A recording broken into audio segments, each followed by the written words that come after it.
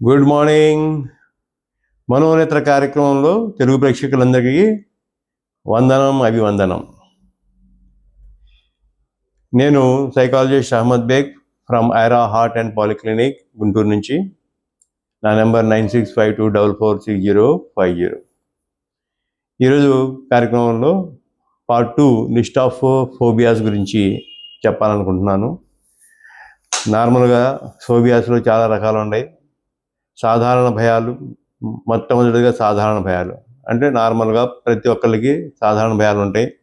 వాటిని ఇంగ్లీష్లో చెప్పాలంటే కొన్ని టెక్నికల్ వర్డ్స్ ఉన్నాయి.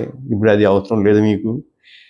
అంటే సాలిపురుగులు అంటే భయం, పాములు అంటే భయం, ఎత్తు పల్లాలంటే భయం, విమాన ప్రయాణం అంటే భయం, కుక్కల భయం, మూసివేసిన ప్రదేశాలకి వెళ్ళాలంటే భయం, తర్వాత చీకటిలో నడవాలన్నా ఉండాలన్నా భయం. అది సాధారణ భయాలు ఉంటాయి. ఆ తర్వాత సామాజిక భయాలు. సామాజిక భయాల్లో జనంలో ఉండటంపై కూడా భయంగా ఉంటుంది. ప్రజల ముందు మాట్లాడాలంటే భయంగా ఉంటుంది. మనుషులంటేనే భయంగా ఉంటుంది. ఇతరులు మనల్ని చూస్తున్నారంటే అది ఎందుకు చూస్తున్నారు అని భయపడటం ఉంటుంది. తర్వాత ఏదైనా పని చేయాలంటే భయంగా ఉంటుంది. ఆ తర్వాత ప్రకృతి సంబంధ భయాలు. ప్రకృతి సంబంధ భయాలంటే మెరుపులు, పిడుగులు ఇవి వచ్చినప్పుడు అదొక భయం ఏర్పడుతుంది. నీటిని చూసి భయపడుతూ ఉంటాం. అంటే నీటి అంటే నదిని చూసి భయం, సముద్రాన్ని చూసి భయం, అగ్నిని చూసి భయం. తర్వాత బాగా గాలి వీస్తే అది కూడా ఒక పెద్ద భయంగా ఉంటుంది. ఆ విధంగానే ఆరోగ్య సంబంధ భయాలు కూడా ఉంటాయి. అంటే ఏదైనా ఇంజక్షన్ చేయించుకోవాలంటే భయం, రక్త పరీక్ష చేయించుకోవాలన్నా భయం, వ్యాధులు ఏమన్నా వస్తాయేమోనని భయం, ఎవరినన్నా చూస్తే భయం, ఎవరైనా మరణాలు అయితే ఆ మరణం చూస్తే అది చూడలేక అదో రకమైన భయం, నిద్ర లేమి లేకపోవడం వల్ల కూడా భయాలు. ఆ తర్వాత ఇతర భయాలు కూడా ఉంటాయి చాలా రకాలు. అంటే వస్తువులను చూసి, ఎవరైనా గడ్డంకి పెంచుకుని ఉన్నవాడిని చూస్తే అదొక భయంగా అనిపిస్తుంది అతను చూడంగానే. భోజనం చేయాలన్నా కూడా ఇది తింటే మంచిది కాదు, అది తింటే మంచిది కాదు అని ఒక ఫోబియాస్ వచ్చేస్తుంటాయి. ఇవన్నీ భయాలన్నింటినీ ఫోబియాలు అంటారు అనమాట. తర్వాత ఏదైనా రంగులు చూస్తే భయం. ఈ విధంగా భయాలు చాలా రకాలు ఉన్నాయి. ఆ తర్వాత చదువుకునేటప్పుడు చదువు మీద ఏదైనా ఎక్కువ పుస్తకం చదవాలన్నా కూడా ఒక రకమైన భయం వేసింది. అమ్మో ఇంతలా ఉంది పుస్తకం, అలా పుస్తకాన్ని ఎలా చదువుతాం మనం అని. తర్వాత మొబైల్ లేకపోవడం భయంగా ఉంటుంది. మొబైల్ లేకపోతే స్నానం చేయాలన్నా భయం ఉంటుంది కొంతమందికి. బెలూన్లు పగిలినా కూడా భయం, బెలూన్లు చూస్తుంటే భయం, తర్వాత పసుపు రంగు అంటే భయం.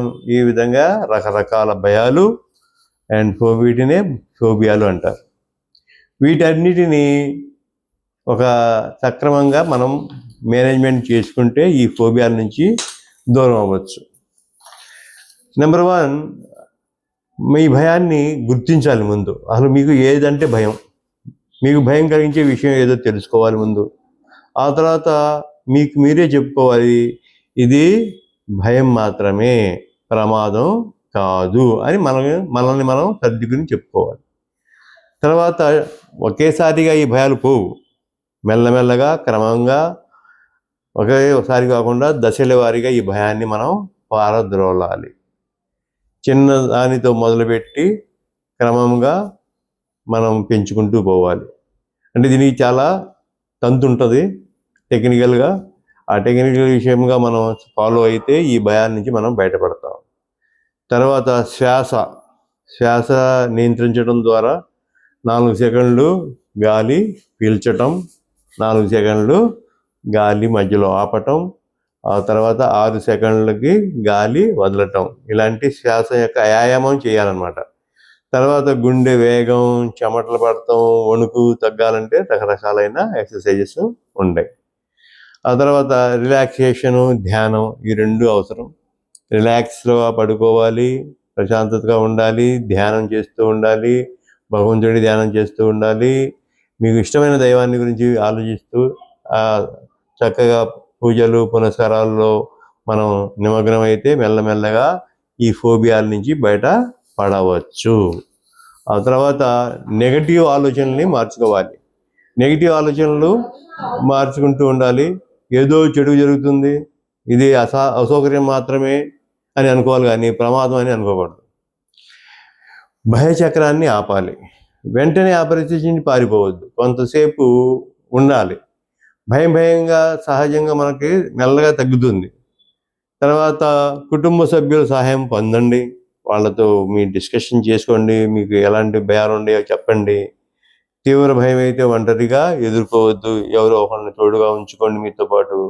పడుకోవాలంటే భయంగా ఉంటే తోడుగా ఎవరో ఒకరిని ఉంచుకోండి. ఆ తర్వాత ఆరోగ్యకరమైన జీవన శైలి, వ్యాయామం చేయండి, టయానికి నిద్రపోండి, టయానికి తాగండి, టయానికి తినండి. తర్వాత డాక్టర్ని టైం టు టైం సంప్రదించండి.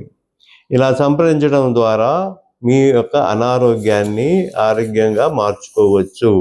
ఫోబియా నుంచి మనం బయటపడాలంటే చాలా తేలిగా దాన్ని మనం చెయ్యవచ్చు.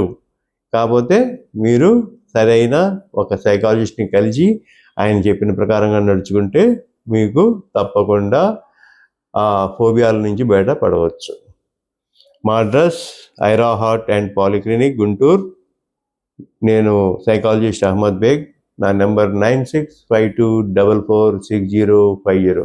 ఇంకోసారి చెప్తాను, 9652446050. Thank you very much.